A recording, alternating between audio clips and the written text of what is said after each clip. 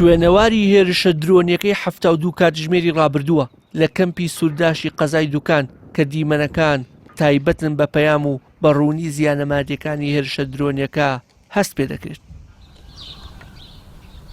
بە مەبەستی پاراستنی گیانی دانیشتوانی کەمپەکە و خەڵکی ناوچەکەش ماوەی هەفتەیەکە کەمپی سوورداش هەڵکەوتوو لە باکووری ڕۆژئاوای سلێمانی کە تایبەتە بە کەسوکاری پێشمەرگەکانی ڕۆژهەڵاتی کوردستان چۆڵ کراون و هەر بەو هۆیەوە دوو هێرشی ڕابردوو هیچ زیانێکی گیانی نەبووە. پێشتر کەمپەکە لە ناوچەی زڵگوێز یان زڵگوێزەڵە لە باشووری ڕۆژهەڵاتی سلێمانی بووە، بەڵام دواتر بەهۆی ڕێکاری ئەمنی و ڕێکەوتنی حکومەتی عێراق لەگەڵ ئێران کە سوکاری پێشمەرگەکان بۆ کەمپی سوورداش گواسترانەوە.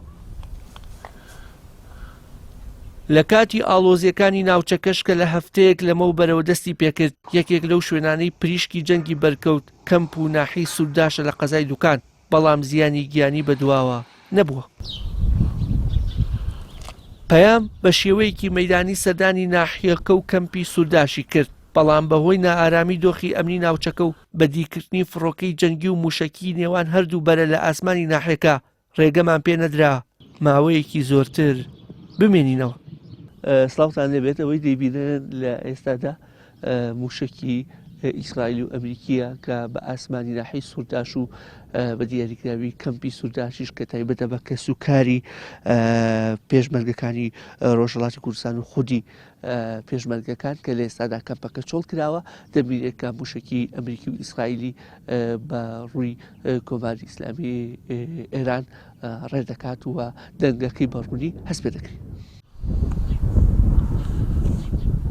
سەرچاوەیەک لە حیزبە کوردیەکانی ڕۆژهەڵاتی کوردستان بە پەیامی ڕاگەیاند کە گواستنەوەی دیمەنی کەمپەکە و زانیاریەکانیان لا ئاساییە بۆ ئەوەی بە پاساوی بوونی کەسوکاری پێشمەرگەکانی ڕۆژهەڵات کەمپەکە بە ئاماژ نەگیرێت و ترس و دڵڕاوکێ لە ناحیەکە و گوندەکانی چواردەوری و بڵاو نەبێتەوە، چونکە بە قسەی پاسەوانانی کەمپەکە بەشێک لە دانیشتوانی ناوچەکە بەهۆی هێرشەکانەوە ماڵەکانیان جێهێشتووە.